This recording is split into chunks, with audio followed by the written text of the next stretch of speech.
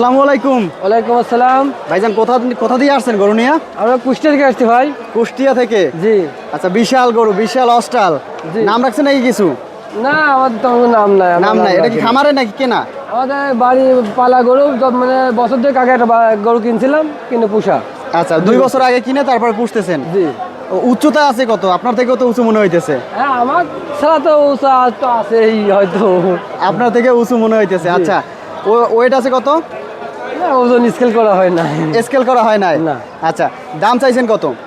দাম চাচ্ছি আবার, মনে করেন এখন তো বাজার শেষের দিকে, এখন আগে যাই চাইছি না চাইছি দাম হয়েছিল, তো এখন ভাঙা বাজার, এখন 500 দাম চাচ্ছি। 500 দাম চাইতেছেন? জি। আচ্ছা, কত পর্যন্ত উঠছিল? আগে দাম মনে করেন 450-55 হয়েছে, কিন্তু বিক্রি করি নাই। 450 পর্যন্ত হয়েছে, বিক্রি করেন জি নাই? না। আর এখন কি দাম বলতেছে নাকি এখন কাস্টমার? এখন কাস্টমার আসছে 3.5-3, 360-70 এর মধ্যে দাম বলছে।